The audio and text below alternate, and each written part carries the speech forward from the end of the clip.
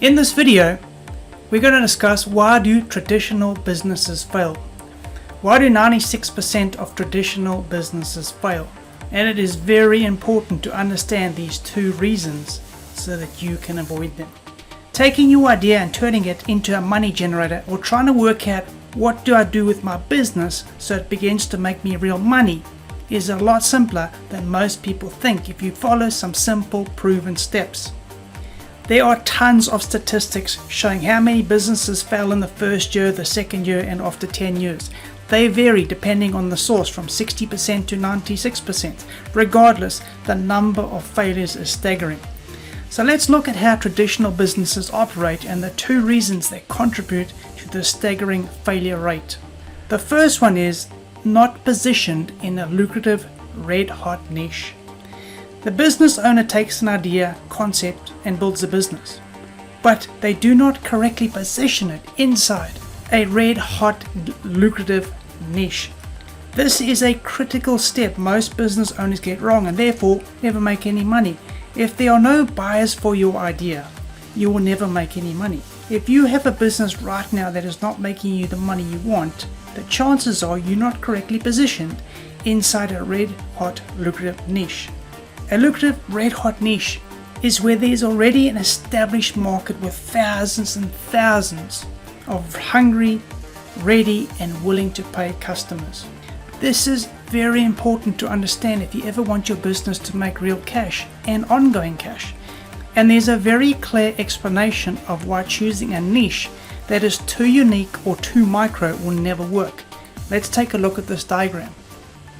This diagram is called the Diffusion of Innovations. It was created by Everett Rogers, a professor of communication studies, and it clearly demonstrates the different stages of market share around ideas and concepts as they move through the customer buying cycle.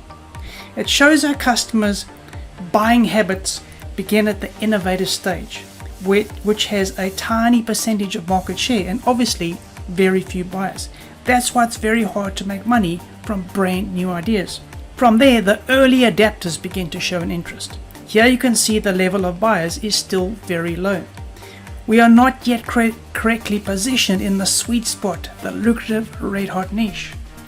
Once the buying cycle of the idea or the concept hits the early majority stage, you can see the market share percentage increases significantly. There are lots of buyers easily spending money. This is what I refer to as the sweet spot or lucrative red-hot niche. This is where you want to position yourself, right in the lucrative red-hot niche. It shows how and when people buy items, such as your products or services. Right here in the middle is the sweet spot. This is where all the lucrative, highly profitable niches lie.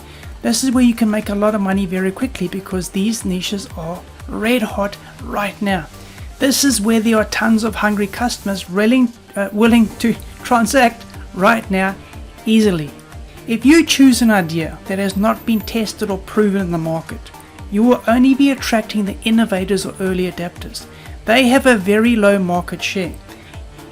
You can see there are not many buyers, and this is the reason that so many new ideas never make it to market. The niche is not attractive to most people. Most people are only comfortable to buy things such as your idea, your product or service once the market has tested it and there are people already buying it. If others are doing it, most people are then willing to buy. These are called red hot lucrative niches, and in this module I'm going to show you how you find your very own lucrative niche.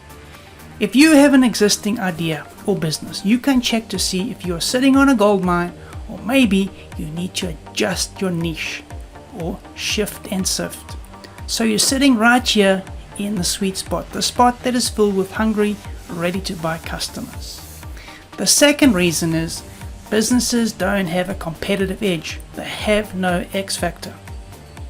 This second reason is why traditional businesses struggle, because they have no competitive edge. They have no X factor to make them stand out from the crowd.